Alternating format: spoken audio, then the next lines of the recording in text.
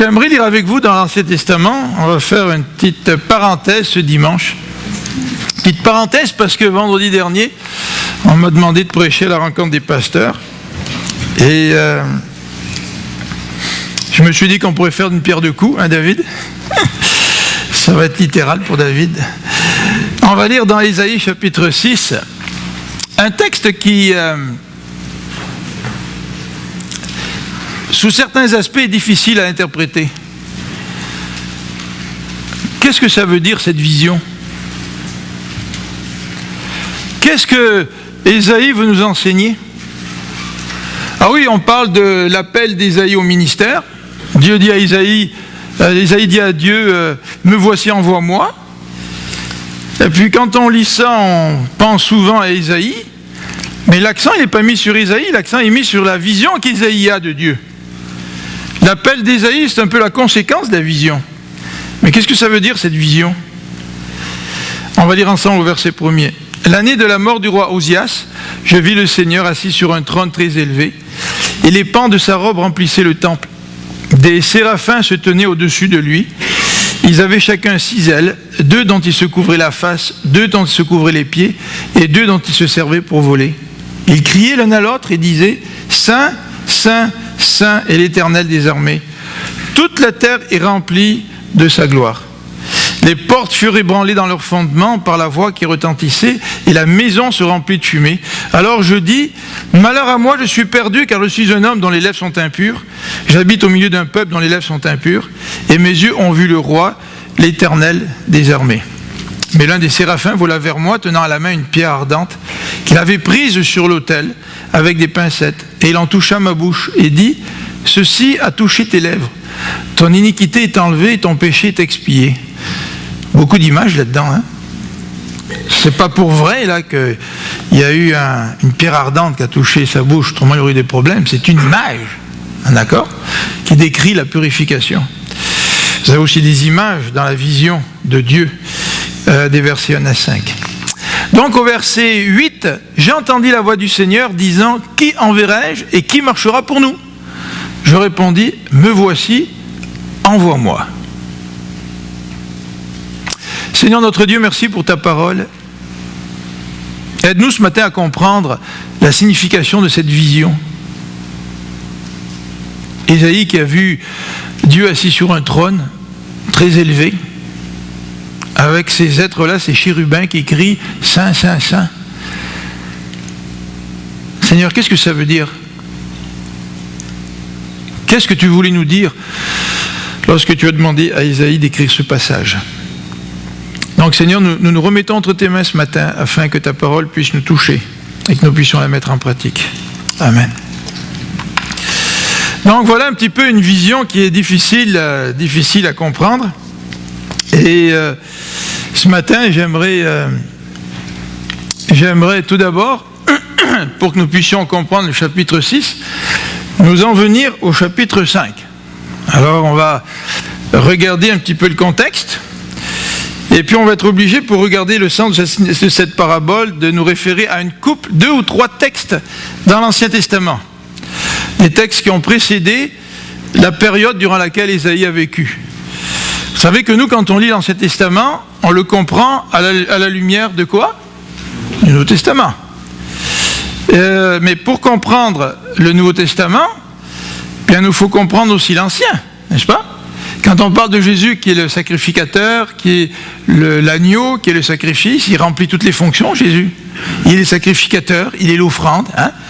Donc on comprend mieux cela quand on regarde l'Ancien Testament, puis qu'on lit tout ce dont il est question au sujet des sacrifices. Eh bien pour Ésaïe, ça va être un petit peu la même chose.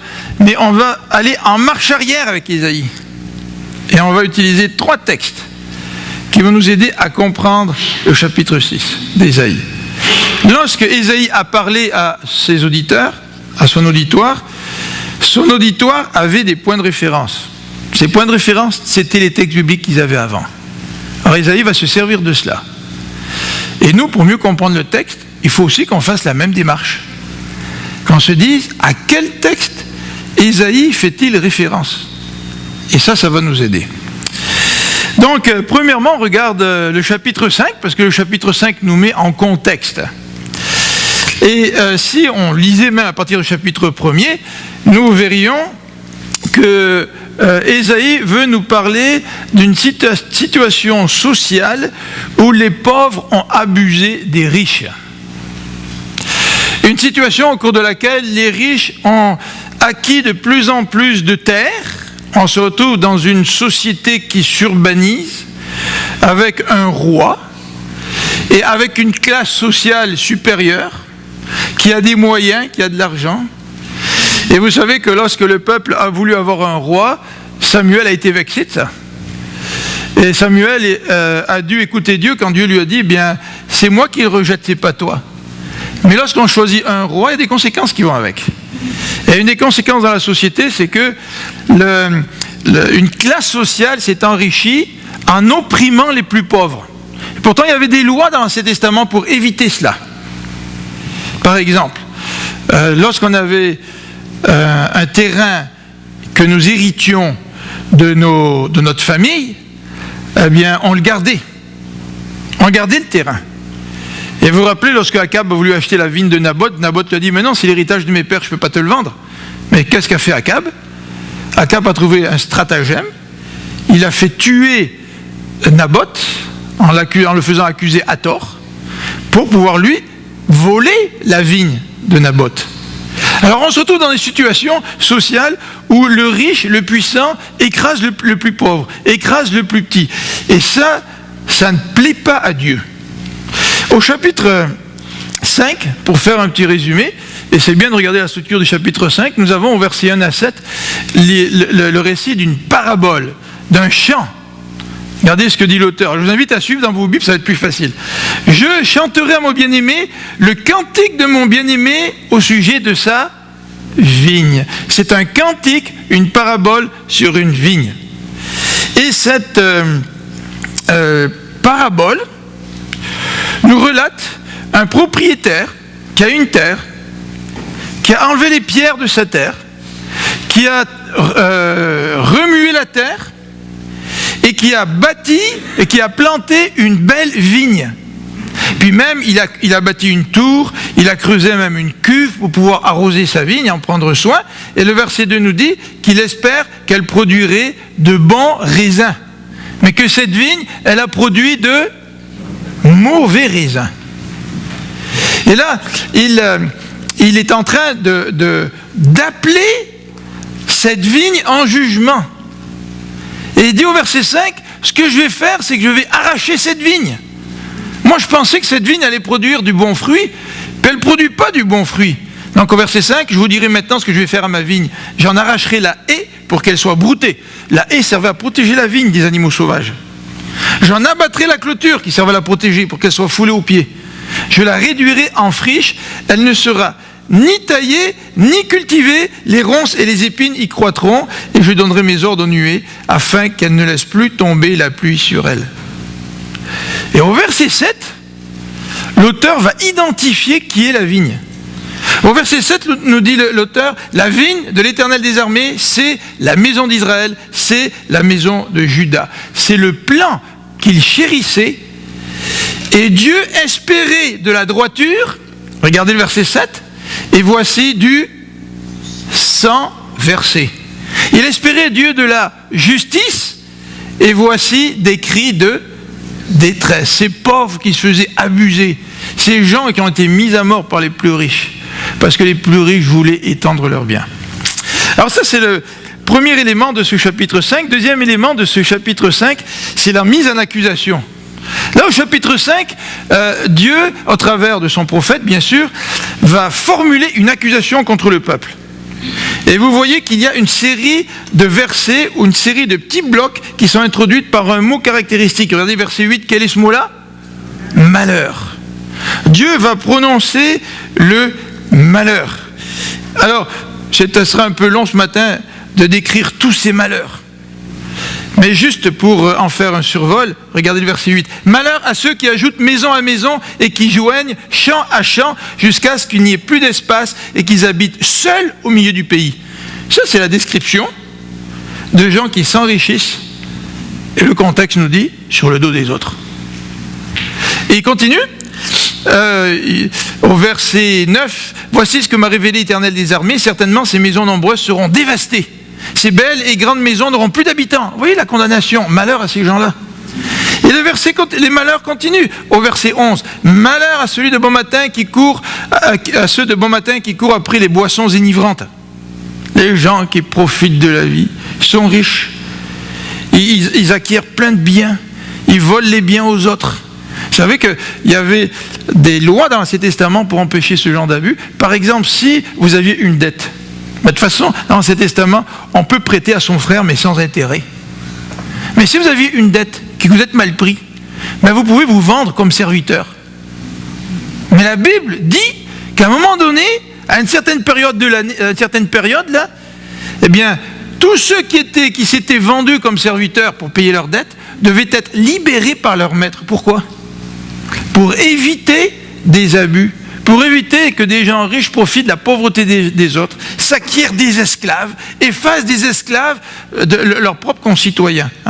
Donc il y avait toutes sortes d'éléments comme ça, de lois dans l'Ancien Testament, pour éviter la situation dans laquelle on se trouve ici dans Ésaïe. Alors vous voyez, donc après le deuxième malheur, vous avez un troisième malheur qui est au verset 18. « Malheur à ceux qui tirent l'iniquité avec les cordes du vice. » Je ne sais pas si...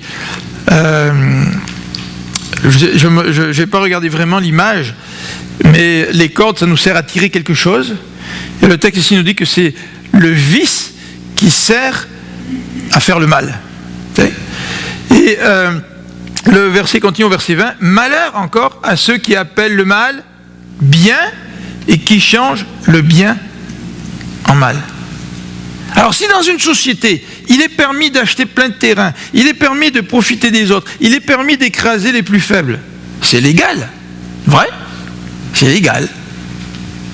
Mais Dieu dit, ce que vous êtes en train de faire, c'est que vous appelez le mal bien, vous appelez le bien mal. Et continue au verset 22, « Malheur à ceux qui ont de la bravoure pour boire du vin et de la vaillance pour mêler des liqueurs fortes, qui justifient le coupable pour un présent. » Là encore, il y avait une loi dans l'Ancien Testament qui disait, tu n'as pas le droit d'acheter les juges. Tu n'as pas le droit de payer des pots de vin. Et la justice, ou la pseudo-justice, se construisait sur cette pratique de pots de vin. Et dans ce texte, vous allez retrouver des « c'est pourquoi ». Donc Dieu prononce le malheur sur le peuple et il va utiliser à 3 reprises « c'est pourquoi ». Regardez au verset 13. « C'est pourquoi mon peuple sera soudain amené captif ».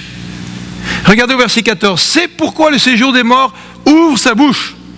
Ben là, avec les ennemis qui vont venir, ils vont être envahis, puis il y en a qui vont mourir. T'sais. Et au verset 24, le troisième, c'est pourquoi, comme une langue de feu dévore le chaume, et comme la flamme consume l'herbe, ainsi leur racine sera comme de la pourriture. Car, au verset 24, ils ont dédaigné la loi de l'Éternel des armées, et ils ont méprisé sa parole. Alors, vous avez ici, dans ce passage, la description d'une parabole, la vigne, qui ne porte pas de fruits, qui va être détruite. Vous avez la mise en accusation à partir des versets 8 à 24, ces versets qui sont introduits par malheur. Et vous avez ensuite, à partir du verset 25, l'annonce du jugement. La ruine qui va tomber sur le peuple, et les images sont très très fortes. Regardez au verset 29, son rugissement est comme celui d'une lionne. Il rugit comme des lionceaux, il gronde et saisit la parole. Ça, c'est impressionnant d'avoir un lion devant toi qui rugit. Hein? Une image très très forte. Au verset 28, l'image des flèches. Hein? Les flèches, quelqu'un prend une flèche, puis te prend comme cible. Et le peuple d'Israël va être pris comme cible. Hein? Et ces peuples qui vont venir, vont envahir Israël, ça va être la punition parce qu'ils ont brisé la loi de l'Éternel. Dans ce passage, et notamment dans l'ensemble des prophètes, nous assistons à des thèmes répétitifs. Constamment, les prophètes, ils vont faire des reproches au peuple.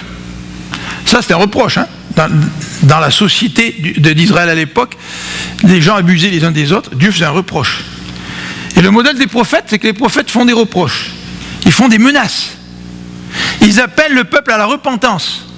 Et si le peuple se repent, qu'est-ce que Dieu dit? Vous serez pardonnés. Mais si vous ne vous repentez pas, le châtiment va venir sur vous. Alors si vous avez lu un petit peu les prophètes, c'est difficile à lire les prophètes parce que c'est un contexte qui nous est totalement étranger, vous allez voir que ça revient constamment, ça. Ce cycle où les prophètes dénoncent le problème, appellent le peuple à la repentance, font des promesses si le peuple se repent. Mais si le peuple ne se repent pas, ça va être la malédiction et la punition de Dieu sur le peuple. Alors, quand on veut comprendre le livre des Proverbes, les livres des prophètes, c'est important de situer le ministère des prophètes dans le cadre de l'Alliance. Pourquoi les prophètes se lèvent et parlent au peuple? Pourquoi il n'y a pas de prophète aujourd'hui qui se lève et qui parle au monde? C'est vrai, il y a la parole, mais en critiquant les États ou les peuples pour tout le mal qu'ils font autour d'eux.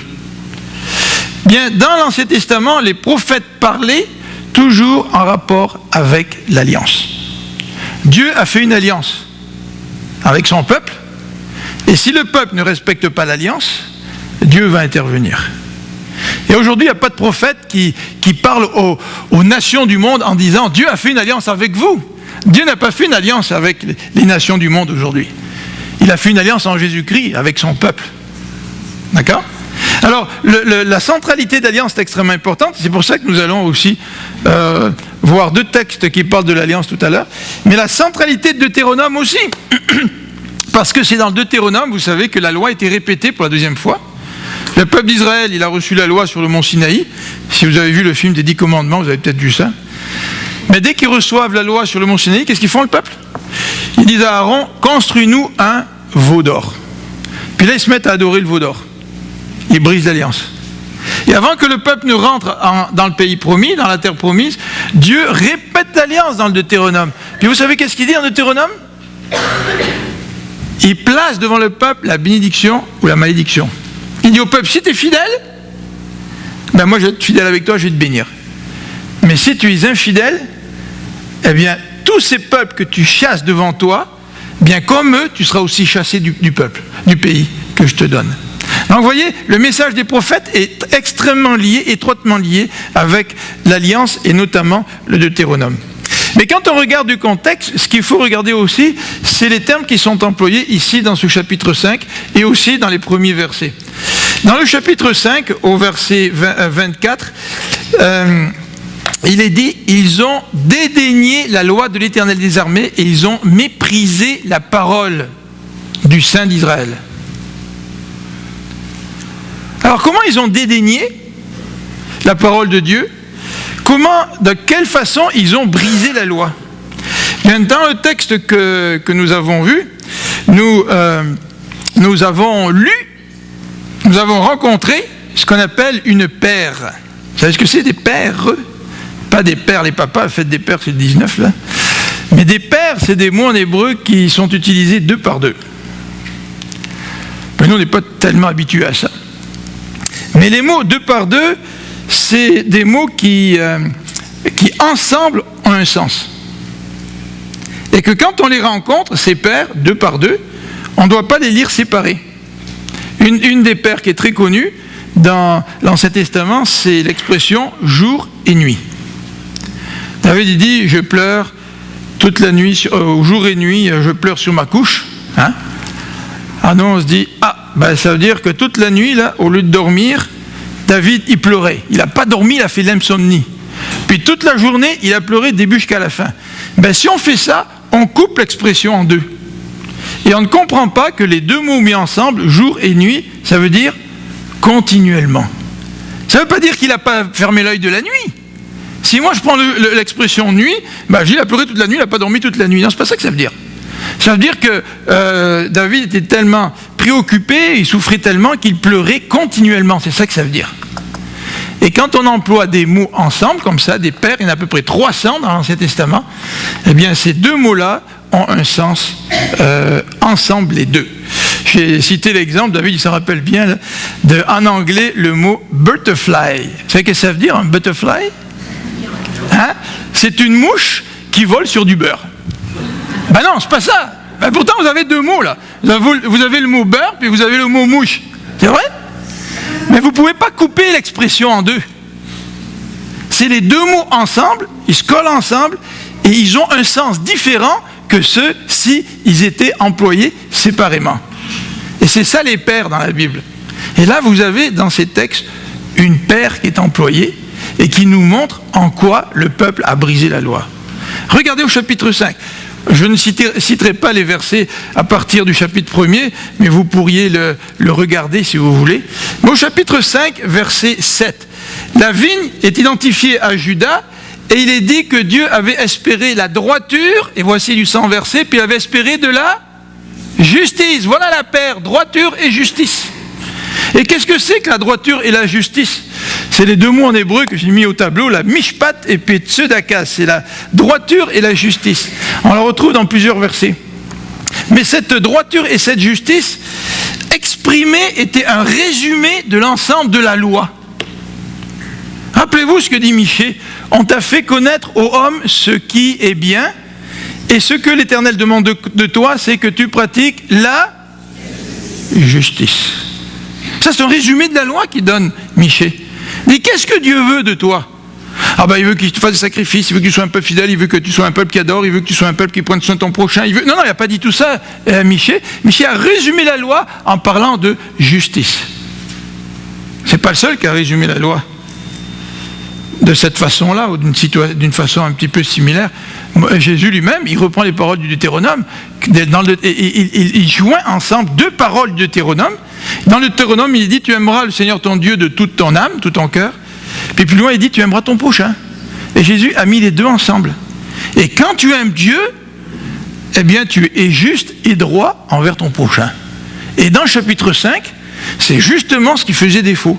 C'est que le peuple n'était pas juste, le peuple n'était pas droit. Il y avait des gens qui abusaient des plus pauvres, il y a des gens qui achetaient des terrains et qui les gardaient. Vous savez que même dans l'Ancien Testament, quand vous achetez un terrain, au bout d'un certain temps, si c'était votre héritage, vous devez le rendre à celui qui vous l'a vendu.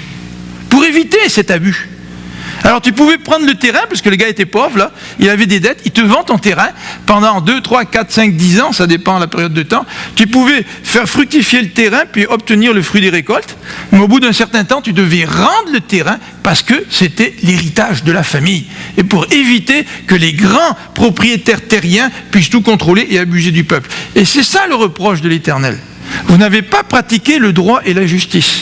Vous n'avez pas aimé votre prochain comme vous-même. Et c'est dans ce contexte-là que nous arrivons à ce passage d'Ésaïe 6.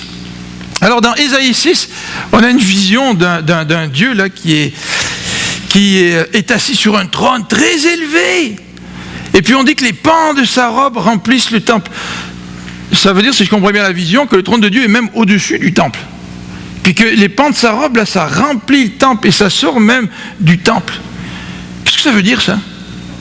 En rapport avec les excès sociaux, les abus sociaux dont il est question dans le chapitre 5. Puis les séraphins se tiennent devant lui, puis ils se couvrent les mains, se couvrent les pieds, puis ils disent « Saint, Saint, Saint, l'Éternel des armées ». Qu'est-ce que ça veut dire, Saint? Pourquoi ils disent que Dieu est saint? C'est quoi le rapport avec le chapitre 5? Pourquoi on parle de Dieu qui est saint? Est-ce que ça veut dire que Dieu est tellement écœuré du péché du peuple qu'il va se séparer d'eux et qu'il va s'éloigner d'eux? Comment on peut comprendre cette vision d'Ésaïe? Alors, pour comprendre la vision d'Ésaïe, je crois que la clé se trouve dans l'interprétation du texte de l'expression saint. Puis au tableau, je l'ai écrit là, en hébreu, la transcription c'est Kadesh. K-D-S. Kadesh. Qu'est-ce que ça veut dire que Dieu est saint? Alors pour comprendre la sainteté de Dieu, il nous faut revenir à Exode 3. Alors on va revenir à Exode 3 et on va ensemble regarder rapidement ce passage. Dans Exode 3, vous vous rappelez, il est question de Dieu qui apparaît à Moïse. Et dans Exode 3, nous voyons que Moïse est en train de garder ses moutons, mais nous voyons que Dieu veut rencontrer Moïse. C'est vrai? Il veut le rencontrer.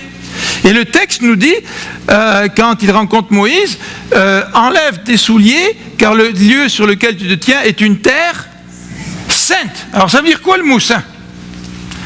Est-ce que ça veut dire c'est à part, ça veut dire c'est séparé? C'est quoi le sens de cette expression-là? Est-ce que ça veut dire que la montagne c'est un lieu tabou? Il faut se séparer de la montagne? Vous vous rappelez dans Exode 19, on va le regarder en quelques instants. Là, dans Exode 19, Dieu veut rencontrer son peuple. Puis il dit à son peuple, t'as pas le droit de toucher la montagne là. Parce que c'est une montagne qui a été sanctifiée, là, elle est sainte. Donc, il semblerait que Dieu veut mettre une distance entre son peuple et lui. Est-ce que le mot saint veut dire une distance? Puis si ça veut dire que Dieu est saint, pourquoi dans Isaïe 6, on nous dit que Dieu prendrait une distance vis-à-vis de son peuple? Est-ce que c'est ça que ça veut dire? Alors, dans ce passage d'Exode, nous voyons que la montagne, c'est un lieu de rencontre. Et dans ce sens-là, le mot saint peut être traduit aussi par la montagne consacrée. Pas nécessairement la montagne mise à part. Parce que si Dieu était un Dieu qui se mettait à part, qui se séparait de son peuple à cause du péché, est-ce que vous me suivez? Dieu n'aurait pas mis en place des moyens pour se rapprocher de Moïse. Parce que dans ce texte-là, l'Éternel, il choisit un buisson, puis il veut que le buisson ne se consume pas, qu'il brûle sans se consumer. Pourquoi il a choisi le buisson? C'est parce que Dieu veut attirer l'attention de Moïse. Regardez au verset 2, Moïse regarde et voici le buisson est tout en feu et le buisson ne se consumait point. Au verset 3, Moïse dit, je veux me détourner de mon chemin pour voir quelle est cette vision. Alors il sert à quoi le buisson ardent? Le buisson ardent sert à attirer l'attention de Moïse pour que Moïse s'approche de Dieu. Donc l'intention de Dieu dans Exode 3, c'est pas de dire à Moïse, je suis un Dieu saint là, alors garde des distances avec moi. Mais vous allez me dire, mais pourquoi dans ce passage, Dieu demande à Moïse d'enlever ses chaussures? C'est un lieu saint là. Alors, le rite de la chaussure dans l'Ancien Testament, c'est un rite qui veut exprimer la dépossession. Vous vous rappelez dans Ruth, là, lorsqu'il y a le plus proche parent, c'est lui qui doit prendre ses responsabilités vis-à-vis de la famille de Ruth et de Naomi. Vous vous rappelez ça? Puis il ne veut pas, lui. Et après, dans l'ordre, c'était qui? C'était Boz. Mais pour que Boz puisse assumer sa responsabilité envers la famille de Ruth, le plus proche parent, et de donner une descendance à Ruth, pour son mari qui était mort, eh bien, Boz, il devait attendre que ce plus proche parent qui était avant lui dise si oui ou non il voulait le faire. Qu'est-ce qu'il a dit, le plus proche parent? Il a dit, ça ne m'intéresse pas. Et la coutume, c'était d'enlever la chaussure. Donc, enlever la chaussure, ça voulait dire, je ne veux pas m'occuper de ça, ce n'est pas à moi, c'est un rite de dépossession. Et en quelque sorte, lorsque Dieu demande à Moïse de monter sur cette montagne et de le rencontrer, et non pas de se séparer de lui, il lui dit, enlève tes chaussures en reconnaissant que la montagne sur laquelle tu te tiens, elle est consacrée à moi. C'est ça que ça veut dire saint. Ce n'est pas une idée d'être séparé. Vous me suivez? On arrive à Exode 19 maintenant. On arrive à Exode 19, et dans Exode 19, c'est un peu la même idée, mais là, il s'agit de Dieu qui s'approche, non pas de Moïse, mais c'est Dieu qui veut s'approcher de qui? De son peuple. Et il va choisir Moïse comme intermédiaire. Et même si, dans Exode 19, Dieu dit au peuple, ne touche pas la montagne, c'est pas parce que Dieu veut garder des distances à cause du péché du peuple. Mais non, parce que dans Exode 19, c'est que Dieu, il veut se rapprocher du peuple. Puis il veut prendre Moïse comme intermédiaire pour se rapprocher du peuple. C'est encore le désir de Dieu de rencontrer son peuple. C'est le désir de Dieu, c'est pas dire à son peuple, vous êtes pécheurs, puis il faut que je m'éloigne de vous à cause du péché. Alors, c'est la révélation d'un Dieu puissant. Et c'est vrai que lorsque Dieu se révèle au peuple, Dieu demande au peuple de se purifier. Et le peuple se purifie. Alors dans ce contexte, je vous invite à regarder maintenant, je coupe un peu le sens des séraphins dans cette vision-là. au chapitre 6, il y a des séraphins. Qui sont les séraphins? Les gens pensent que ce sont des anges. Hein? Et il y en a qui ont dit, les 3 séraphins, Kadesh, Kadesh, Kadesh, c'est-à-dire saint, saint, saint, ça veut dire que Dieu est très saint et que Dieu doit se séparer de son peuple parce qu'il est saint. Est-ce que c'est ça que ça veut dire dans ce passage? Est-ce que Dieu veut séparer de son peuple? Il y en a des gens qui ont dit que le mot saint, saint, saint, ça fait allusion à la Trinité, à Dieu le Père, Dieu le Fils, Dieu le Saint-Esprit. D'accord, mais quels sont les versets dans Ésaïe qui nous penseraient que c'est ça qu'Ésaïe veut dire? Il n'y en a pas. Ésaïe n'est pas en train de dire je pense à Dieu, je pense au Père, je pense au Fils, puis je pense au Saint-Esprit. Le mot saint, saint, saint, c'est une triple répétition qui est couramment employé en hébreu pour exprimer le superlatif. En hébreu, au lieu de dire Dieu est très saint, ils vont dire Dieu est saint, saint, saint. Donc ça n'a rien à voir avec la Trinité, ça n'a rien à voir avec la séparation, comme on va le voir dans quelques instants. Alors, qu'est-ce que ça veut dire là? Pourquoi les séraphins sont là? Les séraphins, ce ne sont pas des chérubins. Vous vous rappelez, un chérubin, on l'a dit tout à l'heure, qui empêche l'entrée de l'Éden. Hein? Il a une épée, là, puis il garde, un gardien. Les chérubins ne sont pas des gardiens. Qui sont les chérubins? Je vais vous montrer des photos du chérubin. Voilà, des séraphins, merci David. Vous avez ici un seau. Vous savez qu'est-ce que c'est un seau? C'est sur une bague. Et lorsque quelqu'un a un seau, il va mettre sa bague dans, comment on appelle ça, dans de la cire, et il va imprégner de son seau le document officiel pour dire ça m'appartient, ça, c'est à moi.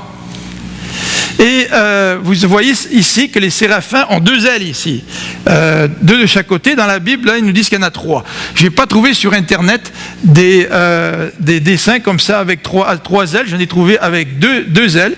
Ici, c'est un sceau qui provient des Hébreux, parce qu'il y a des écritures en hébreu en dessous. Et ici aussi, il y a des écritures en hébreu en dessous. Mais les séraphins, on les retrouve aussi dans des sceaux chez les Égyptiens puis chez les Mésopotamiens. Alors, je reviens en arrière. Qu'est-ce que c'est qu'un séraphin? Le séraphin, littéralement, ça vient d'un mot saraph qui veut dire serpent. Puis le mot séraphin est employé 7 fois dans l'Ancien Testament, pas plus là, 7 fois. Et 5 fois, le mot se réfère à des serpents. Alors, comment ça se fait que dans la Bible, on ne traduit pas des serpents se tenaient au-dessus de lui? Pourquoi on traduit des séraphins? C'est pas une traduction des séraphins, c'est le mot hébreu qu'on a pris comme ça. Là, on a fait une transcription. Et dans certaines Bibles, qu'est-ce que vous avez dans vos Bibles? Vous n'avez pas les anges? Dans certaines Bibles? On ne sait pas trop ce que ça veut dire. C'est quoi les séraphins? Alors, 5 fois, ça se réfère à des serpents. À quoi les séraphins peuvent nous faire penser? Les séraphins, ils vont nous faire penser aux serpents dans l'épisode de Nombre au chapitre 12, au chapitre 21. Et dans Nombre au chapitre 21, si vous vous rappelez l'histoire, dans Nombre au chapitre 21, il est question du peuple qui murmure contre Dieu. Vous vous rappelez? Et si vous regardez dans Nombre 21, on va jeter un coup d'œil, c'est important de le regarder. Dans Nombre 21, il nous est dit ceci. Le peuple, au verset 5, parle contre Dieu et contre Moïse. « Pourquoi nous avez-vous fait monter hors d'Égypte pour que nous mourions dans le désert, car il n'y a point de pain, il n'y a point d'eau, et notre âme est dégoûtée de cette misérable nourriture. » Puis le texte nous dit que Dieu a envoyé serpents brûlants qui mordirent le peuple, et beaucoup sont morts. Et le peuple effrayé se tourne vers Moïse en disant « Sauve-nous » Puis Dieu dit à Moïse « Construis un serpent d'airain, et s'ils regardent au serpent, je vais les sauver. » Et à l'époque d'Ésaïe, le peuple avait pris ce serpent d'airain, en avait fait une idole, puis l'avait mis dans le temple. Alors pourquoi il parle de serpent, Ésaïe? C'est ça les séraphins, c'est des serpents. Pourquoi parle-t-il du serpent? Eh bien, c'est parce que, en disant Saint, Saint, Saint, c'est parce que Ésaïe voulait que le peuple se rappelle de l'épisode de Nombre 21. Et quel a été le péché du peuple dans Nombre 21? Ils ont dit à Dieu, tu t'occupes pas de nous. On a faim, on a soif, nous a fait sortir du pays d'Égypte, tu ne t'occupes pas de nous. En d'autres termes, qu'est-ce qu'ils ont dit à Dieu? T'es pas un Dieu saint. Dans le sens saint, non pas dans le sens séparé, mais dans le sens consacré, dévoué. Dieu, t'es pas dévoué à ton peuple que tu viens de sortir d'Égypte. Dieu t'es pas consacré aux besoins de ton peuple qui est sorti d'Égypte. Ils ont remis en cause l'engagement de Dieu dans son alliance avec son peuple. Je ne sais pas si ça vous fait penser à nous-mêmes, là, quand des fois on doute de Dieu. Hein. Et puis on se dit, Dieu ne s'occupe pas de moi, Dieu ne répond pas. Et nous aussi, nous doutons de la dédicace, du dévouement, de l'engagement, de la consécration de Dieu envers nous. Et nous, si nous le faisons en tant que chrétiens, ben ça c'est une chose. Nous pouvons évidemment douter. Mais le peuple d'Israël a remis en cause, dans Isaïe, la consécration de Dieu, l'intérêt de Dieu pour le peuple, pour une raison un petit peu différente. Et on va terminer avec ce troisième point sur lequel je voudrais passer pour conclure tout ça. Dans Isaïe 6, le mot sainteté, tu es saint, saint, saint. Ce n'est pas un mot qui veut dire Dieu se sépare du peuple. Pourquoi? Parce que dans Isaïe, nous voyons à l'année de la mort du roi, vous savez, quand un roi meurt, là, on pense à quoi? On pense au prochain roi, vrai? Et là, Isaïe a la vision pour rappeler au peuple que c'est qui le roi? C'est Dieu. Et cette vision nous décrit un Dieu qui est au-dessus du temple, dont les pans de la robe remplissent tout le temple. Et il nous est dit même que tout appartient au Seigneur. Toute la terre est pleine de sa gloire. Et là, Ésaïe a une vision d'un roi qui est terrifiant. Il est tellement terrifiant qu'au verset 4, on nous dit « Les portes furent ébranlées dans leur fondement par la voix qui retentissait et la maison se remplit de fumée. » Ça nous fait penser aussi dans Exode 19, quand Dieu s'est révélé à son peuple au travers de Moïse. Vous vous rappelez, les tremblements de terre, c'était tout ce contexte effrayant. Le roi est terrifiant. Et au tout début de ce passage, on nous dit que ce roi, qu'est-ce qu'il fait? Il sort. Où était la demeure de Dieu dans l'Ancien Testament? Dans le temple, et en particulier dans le lieu très saint. Et là, Dieu, qu'est-ce qu'il fait? Il sort du lieu très saint. Il sort du temple. Qu'est-ce qu'il fait, Dieu? Il vient à la rencontre de son peuple. Et si vous lisez les chapitres 7 à 12 d'Ésaïe, les théologiens ont appelé ça le livret de l'Emmanuel. Pourquoi le livret de l'Emmanuel? Parce que dans les chapitres 7 à 12, on parle d'Emmanuel, Dieu avec nous. Et dans les chapitres 7 à 12, on met l'accent sur un Dieu qui vient rencontrer son peuple.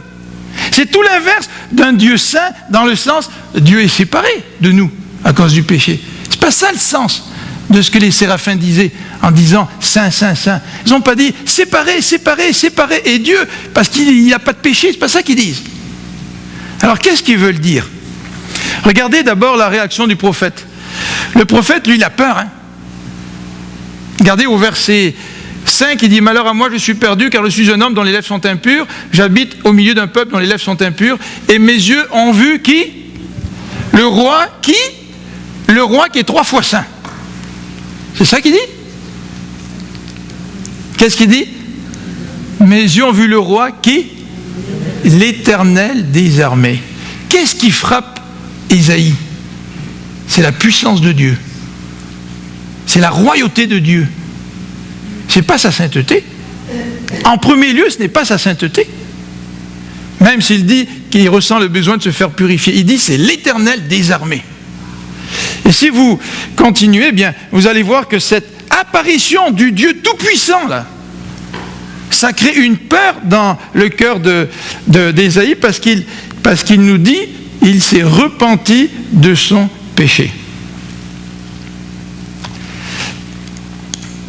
Ésaïe est donc purifié par Dieu et se repent. Dernier aspect que je vais vous présenter avant de terminer, c'est celui-ci.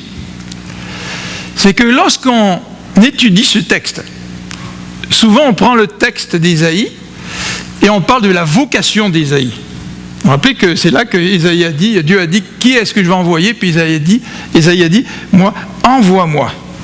Alors, la réaction d'Ésaïe, c'est celle-ci. Ésaïe vient de se rappeler que Dieu est un Dieu qui va intervenir. Et le Dieu va intervenir parce que c'est un Dieu qui est consacré à son peuple. Parce que c'est un Dieu qui se dévoue à son peuple. Parce que c'est un Dieu qui se dévoue à son alliance. Contrairement à ce que ses contemporains pensaient, regardez au chapitre 5. Regardez au chapitre 5, au verset 18. Lorsqu'il est dit « Malheur à ceux qui tirent l'iniquité avec les cordes du vice et le péché comme avec les traits d'un char, et qui disent qu'il a hâte, qu'il accélère son œuvre, afin que nous la voyions, que le décret du Saint d'Israël arrive et s'exécute. » Croyez-vous que le peuple est intéressé à ce que Dieu intervienne, à ce que sa volonté intervienne, alors qu'ils sont en train d'abuser les autres? Bien sûr que non. Là, ce sont des paroles d'ironie que le peuple est en train de dire. Le peuple est en train de remettre en question le dévouement de Dieu envers son propre peuple. Et le peuple est en train de faire exactement ce qu'ils ont fait dans Nombre 21. Lorsque Nombre 21, le peuple a dit « Oh, Dieu ne s'occupe pas de nous. Nous, on a faim, nous, on a soif. Il nous a sortis d'Égypte. » Ce n'est pas un Dieu qui est consacré à son alliance. Ce n'est pas un Dieu qui est consacré à son peuple. Ce n'est pas un Dieu qui est dévoué à son peuple. Et les contemporains d'Ésaïe disent exactement la même chose. Dans leur péché, dans leur pratique du péché, quand ils opprimaient les plus pauvres, quand ils s'enrichissaient, oh, ce Dieu-là, il ne s'occupera pas de son peuple. Ce Dieu-là, il n'interviendra pas. Ce Dieu-là, il est éloigné. Et ils ont oublié que Dieu est le Dieu de l'alliance et qu'il est dévoué à son peuple. Qu'il est consacré à son peuple et à son alliance. Et c'est la raison pour laquelle j'ai marqué ici que le fondement de l'appel à Ésaïe, c'est celui-ci. C'est que Dieu va intervenir. Dieu, c'est un Dieu qui a décidé de s'engager envers son peuple. C'est un Dieu qui ne va pas fermer les yeux sur les abus qui se déroulent au sein du peuple d'Israël. Et lorsque les séraphins sont là et qu'ils crient « Saint, Saint, Saint est l'Éternel », les séraphins rappellent à Ésaïe que ce Dieu-là, c'est un Dieu qui est vivant, qui va intervenir. Et Dieu va chercher quelqu'un. Je veux dire, est-ce qu'il y a quelqu'un qui va pouvoir être mon porte-parole? Quelqu'un à travers qui je vais pouvoir intervenir pour parler à ce peuple? Et c'est là qu'Ésaïe dit « Me voici, envoie-moi ». Vous connaissez le reste du texte, alors que dans le texte, Dieu dit, tu vas Ésaïe, être employé pour annoncer la destruction. Hein. Avant de parler du retour de l'exil, tu vas d'abord prêcher la destruction, tu vas prêcher la condamnation, tu vas prêcher mon jugement sur ce peuple, parce que je suis un Dieu qui est dévoué à son peuple. Quelle conclusion tirer de ce passage? Eh bien, j'aimerais en tirer 2 ou 3 rapidement. Qu'est-ce que ça veut dire la consécration dans le Nouveau Testament? Qu'est-ce que ça veut dire quand Dieu se consacre en Jésus-Christ à son peuple, à son Église? Est-ce que vous doutez que Dieu est dévoué à son peuple? Est-ce que vous doutez que Dieu prend soin de son peuple?